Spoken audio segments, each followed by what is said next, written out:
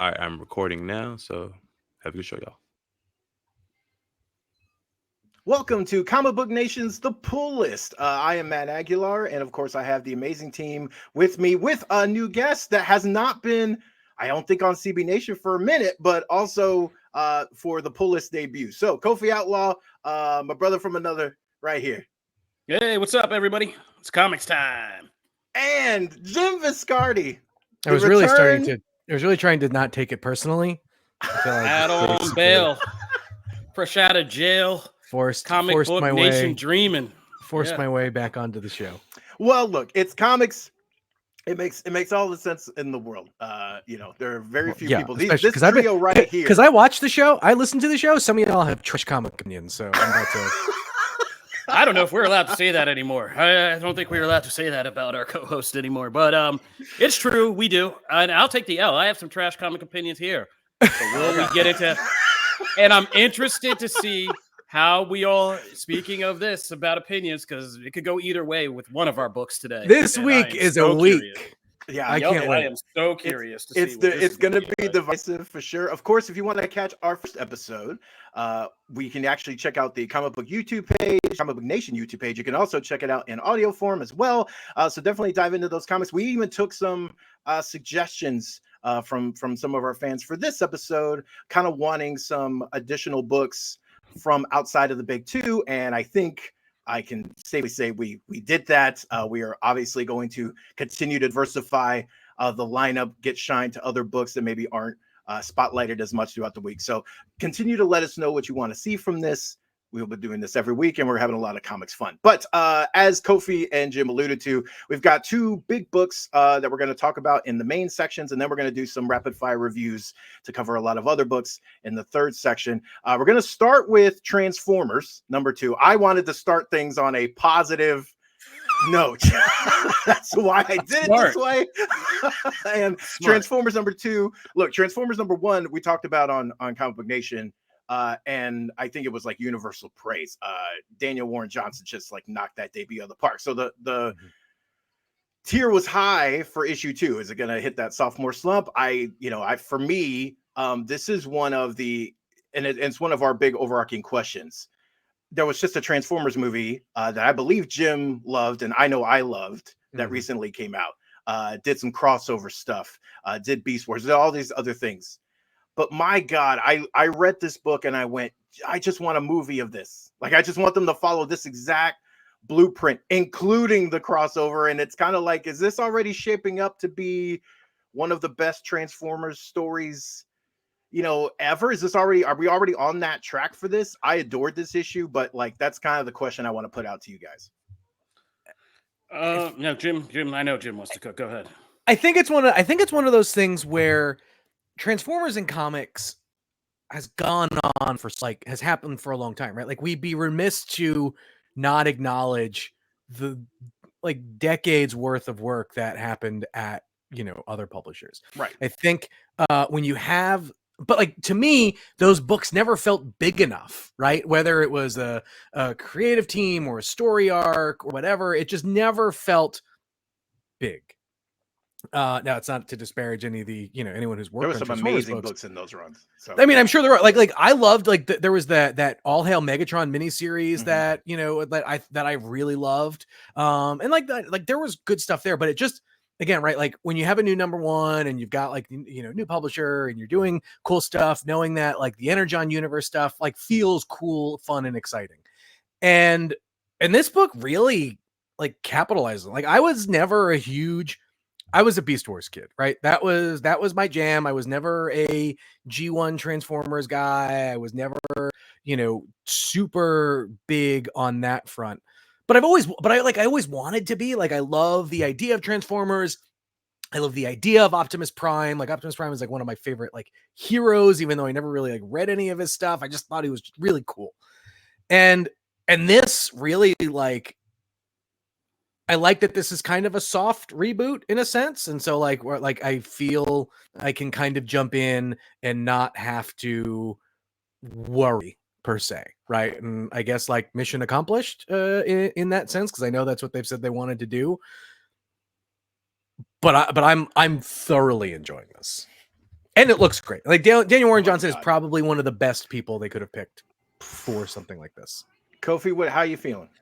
Yeah, like I think we said kind of in the first issue how deftly they make you feel the familiar beats of Transformers, but dropped you into a new kind of rebooted take on it. And in just how Johnson, just like with Power Bomb, do a Power Bomb right in that first opening, makes you feel all this family drama, like these deeper kind of character conflicts that are going on, and this larger universal kind of scope to this thing without losing your focus or losing the core kind of driving storyline of it. And this issue expands that and kind of does so slowly but surely, kind of a stepping out. But again, it's doing Transformers in a kind of way that mixes both like the G1 fun of it, but with an edgier tone. Like that opening scene, like really stuck with me. Like just seeing Optimus Prime like get used to moving on Earth.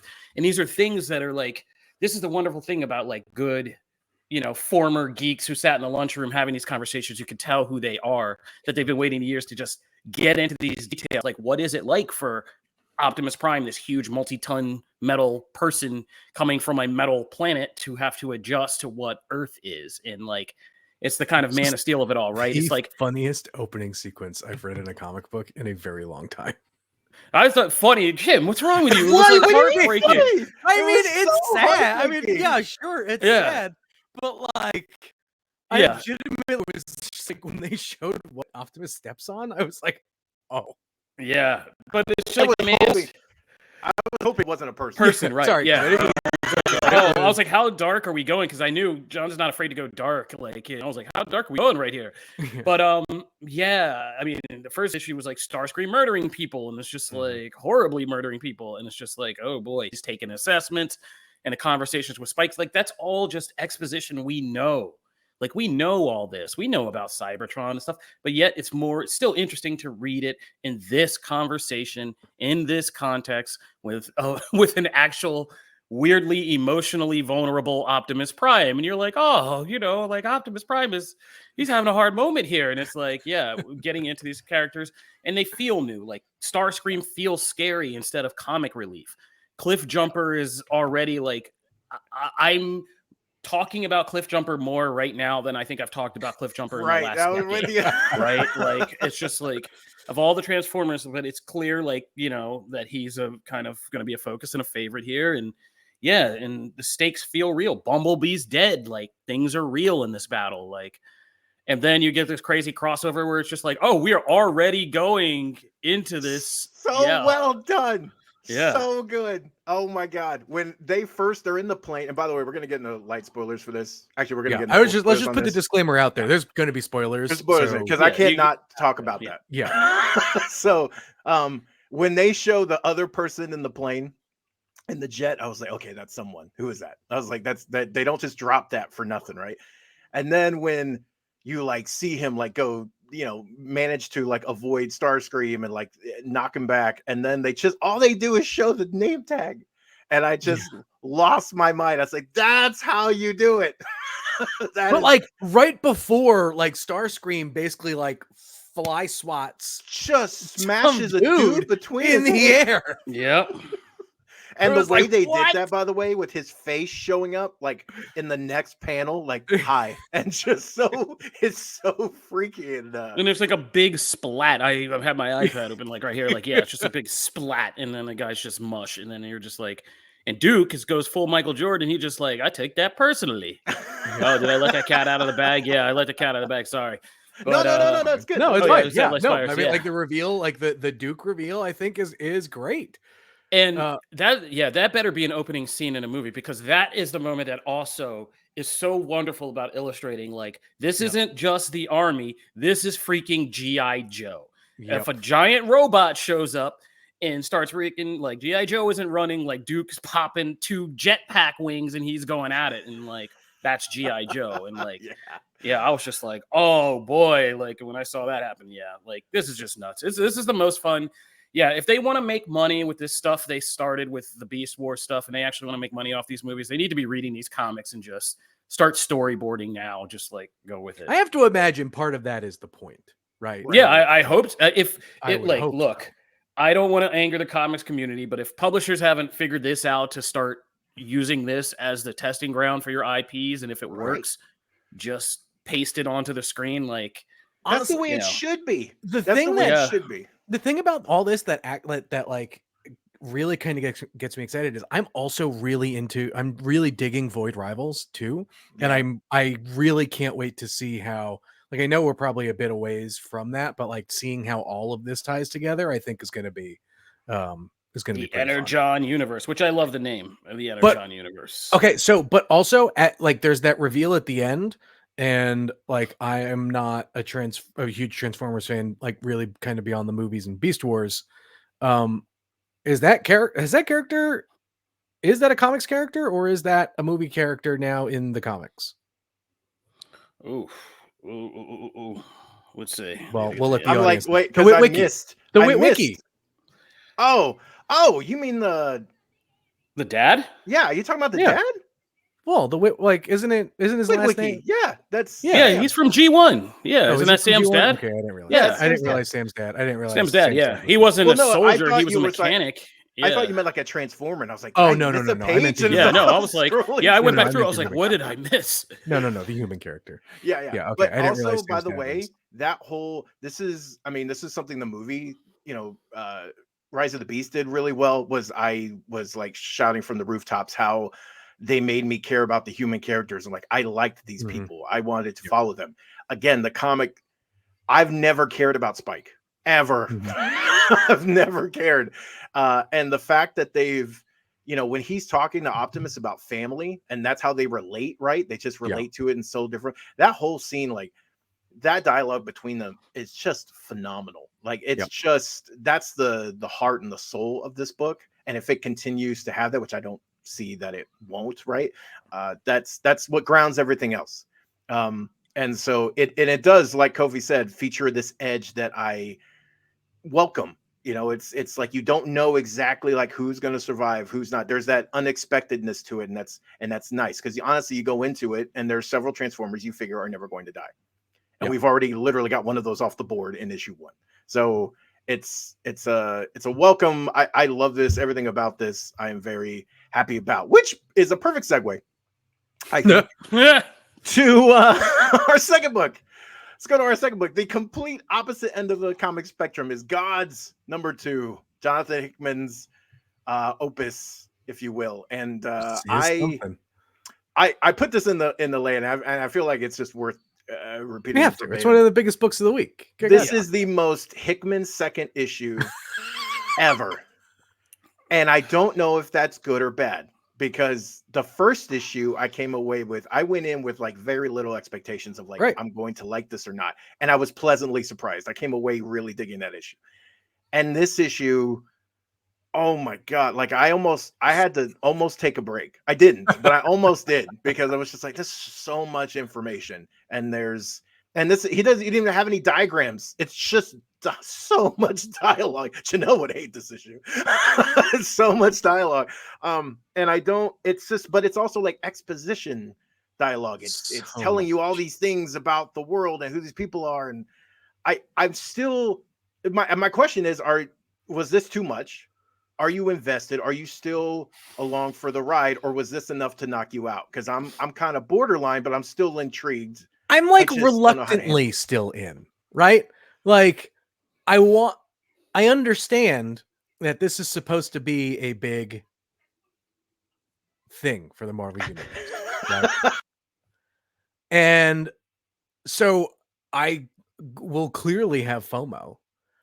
But like I think that's more because like I'm more tied in and invested into the things happening in the like kind of grander scheme of the Marvel Universe, right?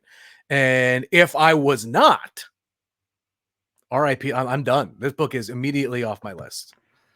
I mean, there's a it picture was here of a cube, and Such- that sequence alone.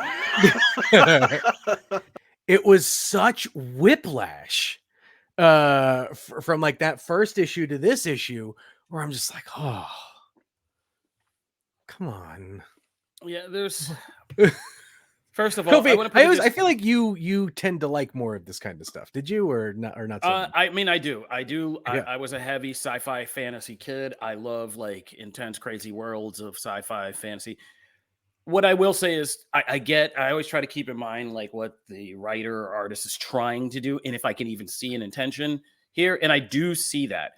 This feels like Jack Kirby level imagination, but in a modern world where we are jaded about religion, jaded about magic, now jaded about science somehow too. We've gotten to that point, but like where all these concepts are so that used to be so reliable and like fun and fantastical are now so jaded and like cynical and divisive. And there's part of me that's really kind of worried that this is a whole lot of gobbledygook just to get us to a point of saying these things you think are so divided aren't so divided. Like there's more that bonds us together in these things than divides us, which is a simplistic theme, but we are taking a long spiraling winding road to get to this point. It's just like I don't, and again I also asked the question like, who is this for? Like who, this isn't fantasy enough to be like fantasy crowd pleasing. It's not sci-fi enough to be clearly not sci-fi crowd superhero pleasing. enough. Yeah, not superhero enough to be superhero crowd pleasing.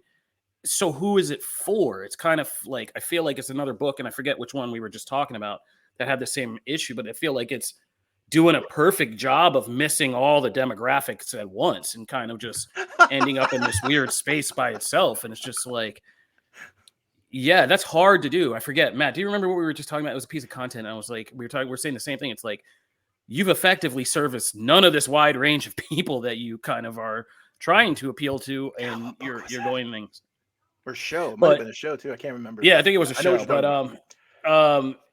but in this sense, like this book could have been just like whittled down to just this girl and her going on this journey of discovery. And I hope that in further chapters they do start to slim the focus down a little bit, so that we can just follow a piece of this, absorb a piece of it, get to know just these characters. Then maybe the next book takes us somewhere else and we spend more time following somebody else. And then it eventually kind of comes together. Because now, like leaping back and forth across all these Centurums, then I got to remember this magic set and all of this. It's like, that's a lot. And you've made me care about this much, absolute zero of it. Yeah, really. There's like nobody in this book I'm deeply connected to. Like, it's just so weird because I felt that way at first with like the Orcus stuff and things from, House of X and Powers of 10. But even then, I felt I understood that a little bit more from the get-go than I do with whatever the heck is going on here. Right. Yeah. I think you alluded to, I think you both alluded to, I think what helped me with House and Powers, what helped me with the X-Men was that I was already invested in those characters already. Yeah. Like I came in with I want to see these characters treated right, especially we come from, years of kind of this drought of like really great X-Men stories. And it had kind of been just going in circles for a while. So this was so fresh. It brought them the prominence. It treated the characters with respect, but it also brought in all these new elements. I was already invested. Right. I'm not invested in any of the stuff coming in. So you're just hitting me with a bunch of, it really feels like, when you're, jumping into another, tabletop RPG or another JRPG and they just throw names and worlds at you. And for the first 4 hours, you're like, I don't know what any of that crap means. I'm not invested in any way. And it takes them a while to get there. But like the first issue was such a great introduction. This was too much. This was like, here's the other thing. If you're going to read, if you're only going to want to read one Doctor Strange book, read the other one. That one is way better than way more enjoyable than this. He seems so out of character too, by the way. The no friends thing. But I don't know. That's a Hickman thing. But like that's a Hickman thing. None of Hickman's characters are actually characters. They're all plot. Well, they're just not human. They're always more intellectual. It's a Nolan thing. Like he's more intellectual than he's humane. True. Like, and so whenever everybody speaks in logic and not emotion, like, but it's like we just saw McKay take that character and do so much. And then even in the run before that, we saw Doctor Strange, Aaron's run, like I've seen Doctor Strange done so many ways that it's not that, and this just seems. I know it's supposed to be like coming at it from a logic and scientific angle, but he just comes across as soulless, and he just comes across as a husk, and I'm like, that's not a Doctor Strange I like. Like, well, I mean, he did give me my favorite guy. moment in this book, which was peeling that little device off the wall and be like, "Yo, bro, not here." Like, yeah, don't do that. My favorite you know moment was who you are, basically all of the magic heroes being like, "I'm out, peace." Yeah, oh yeah, they were like, "Yeah, I'm not getting involved in this." Wong was great. Yeah, I don't want to die, and then he just did.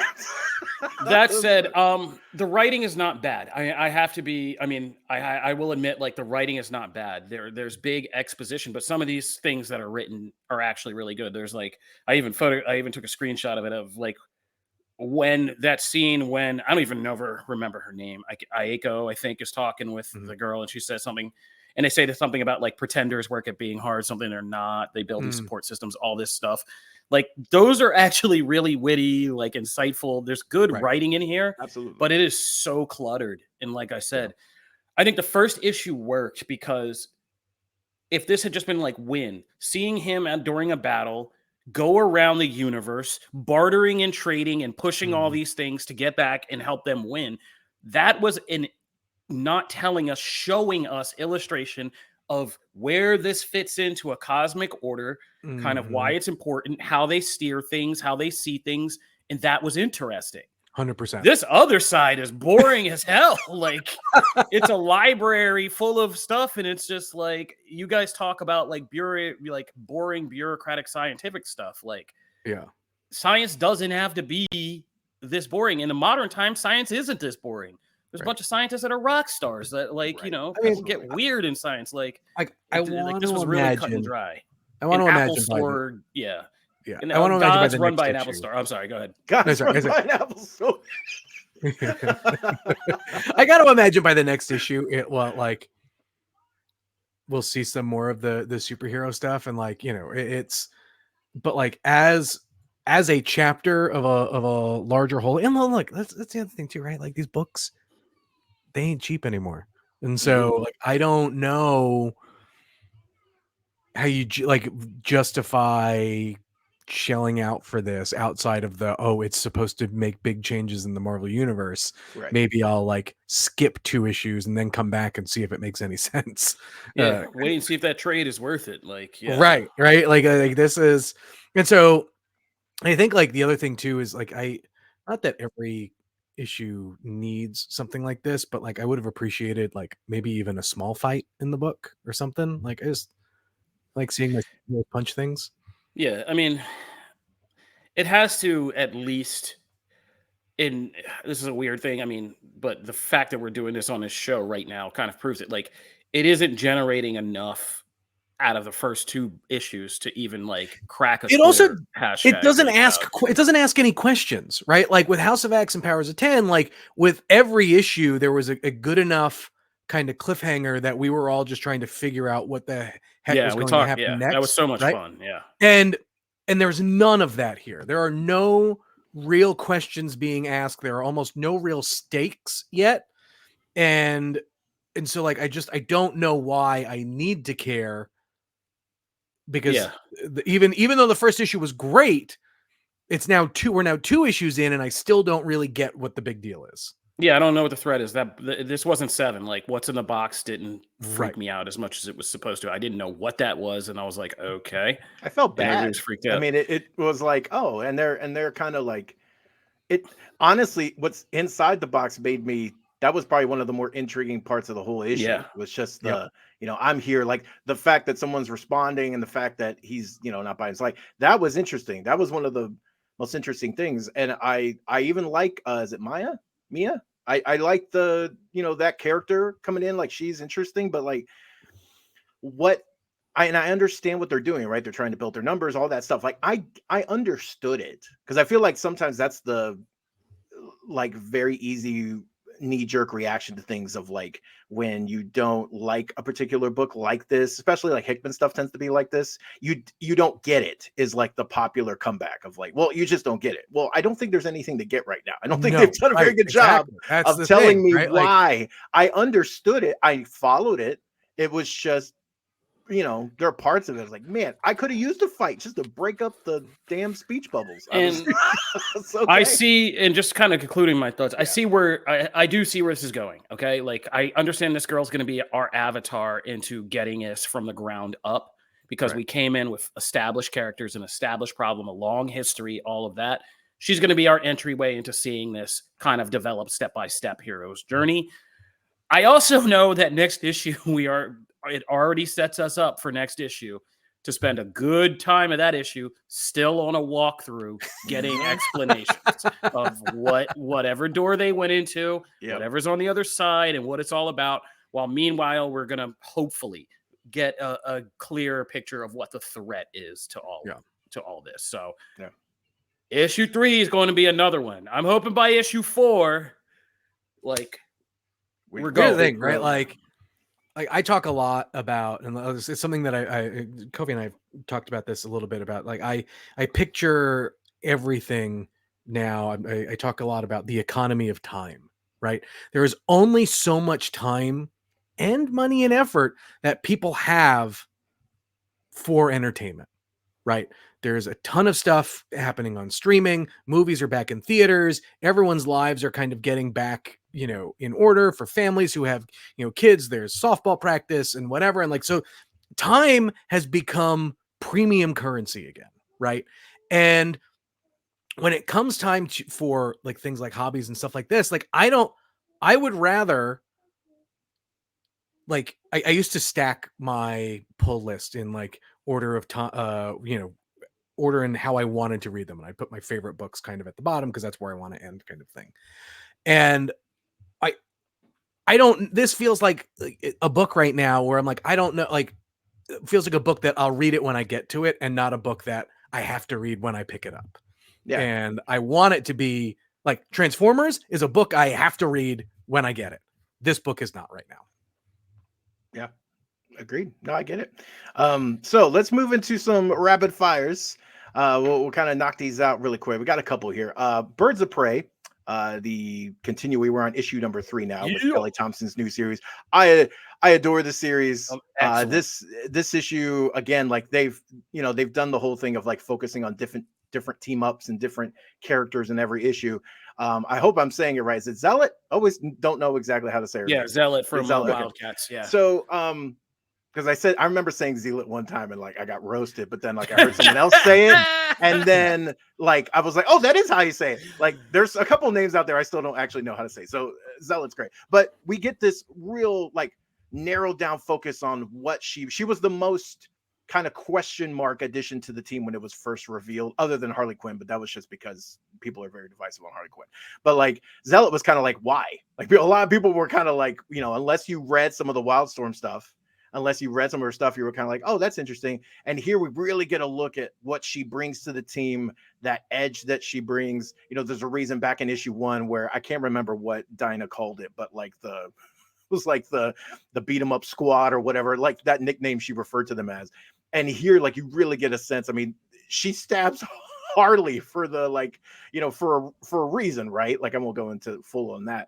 But I just love what this book does. And then by the end, we set up the big Wonder Woman clash that's going to happen. I love this book. I also think this book is like gorgeous art wise. And in fact, there's a bunch in this week that we hit that are just, this week in comics was beautiful, like right out of the park. So did anyone else read Birds before I move? I'm literally in the middle of it right now. Like, okay. Yeah. I love this book. It's so excellent. Yeah, it's been way more. I don't want to say it's like way more fun than I expected. But like it was really, it's a mix of both the actual team and the creative team that had me really pick this one up and give it a look. And I'm glad I did, because it's phenomenal. Yeah, it's been great. Moving on to one I forgot to read. Punisher #1. I meant to. It was on my list. Dang it. Punisher #1. But Jim, I know you read this one. What did you? I did. What Look, you think? I was firmly in the camp of, do we really need another Punisher book? Right? Like do we, like, is that something that we need right now? And man, this book comes out swinging, and I'm all in for this. The team of David Pepose, Dave Watcher, and Dan Brown really nailed this. Like, this is as classic of a Punisher story as you would expect, but also way modern. Like, my biggest thing, like the thing that I usually have with my biggest problem with like new Marvel or new superheroes in general, right, is that they all have this trauma that kind of dates back to like a war a long time ago, right? The Frank Castle's was that too.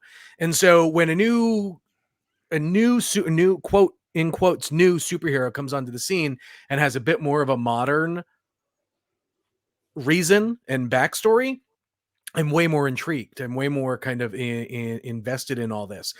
This also takes place in New York City, and so like I love seeing subway stuff. I love the New York City of it all. It makes me homesick for it in a way, and it's done really really well. And like I said, like the tech aspect of this is, I love sci-fi weaponry tech, all that stuff. And not that like this goes overboard with that, because like, so this new Punisher is a former Shield guy, so he has a bunch of Shield tech stuff. Okay. Which, and so like the suit and the costume kind of all makes sense in that. His guy in the chair is great in this. There's cool fun tech things to it that just got me kind of all on board on this, and it's freaking gorgeous. So to All me, right. total package, worth the pickup. Go check it out. I did notice the cable guns right off the Yeah, bat. I mean, like, So look, I am a sucker for sci-fi high-tech weaponry. It gets me every time. I have several action figures with guns just like that. That's how it works. Moving into Petrolhead #1, which talk about again. I mentioned this before. Gorgeous books. Oh my god, this book is, and I believe, yeah, obviously Rob Williams wrote this, but then is it Pi Par? I believe. I think so. I hope I'm saying that right. Yep. Magnificent. This just futuristic, but like the way vehicles are drawn, it's this is like perfect mix of not cyberpunk, it's just this perfect mix of like what I guess what we would have thought the future would have looked like Right. 50 years ago mixed in, like everything kind of there's like several cars that have like a Mach 5 feel to them, and it's just beautiful. You meet all these outlandish, weird, eccentric characters. Like, it's kind of Mad Maxy, Yeah. in a sense. It's like Mad Max meets Fifth Element in a sense, which I like. Man, like, look, this is one of those things where like you look at the cover and you're like, you have no clue what to expect. Yeah. And I think if you're at the comic shop and you flip through this book just as like to take a glance, like you're going to take this to the counter, just off the artwork alone. And Rob Williams is as solid of a creator as you could want, and the two just nail it. Like, this is a book that, like, I hope when is all said and done is collected gets an oversized version of it, because it is truly one of the best looking books out on stands, and it's only the first issue. Yeah, first issue of 4 and $4.99. This book is big too. So yeah, like you get a lot. Like it's chunky. a great value for that. House of Slaughter, Something is Killing the Children was brought up before the show, but mostly because I can't seem to ship out things I'm supposed to. But House of Slaughter, love to weigh in on this. This story arc has been so interesting. Like Bait as a character, being this character without arms, but he is a monster hunter, and so then you're also like, he doesn't really speak, so a lot of the backstory and stuff has been filled in through conversations with his his totem, which is like one of those like when you make snowflakes and you bring the paper out, but it's like children, right? It's one of those things like you would learn in like a like children's church or something, like one of those craft type things. That's his totem. So then the totem's talking to him about all this super creepy stuff. And he's like, it's the tension, like finding out who knows about the creatures and who doesn't. And then you get like a fight scene that like, is this book and this franchise overall has like never shied away from, brutality or very like visceral looking stuff. But like these sequences, there's some really like, oof, stuff that happens here. I adore this. House of Slaughter like really only had like maybe one arc that I haven't really liked. Other than that, they've been hitting out of the park with these like smaller arcs. So can't recommend that enough. Blue Beetle #3, just like the movie. If you are sleeping on Blue Beetle, you should not, because it's good. And again, this book is beautiful. Oh my god, it's so different too in its art style. But like there's so much of the. I haven't read this. Is the cover artist the interior artist or yes? No? Oh, okay. Well, then maybe I'm looking at this cover now for the cover to 3. It's great. So yeah, it's the artwork is so like, and especially too because this issue deals with more of the realm of magic, right? And so you're bringing in all these magical characters with that style applied. Madame Xanadu's in this. Starfire continues to play a role with Jaime. So there's a lot of just really great stuff that's put here. And then Jim, you had one for us.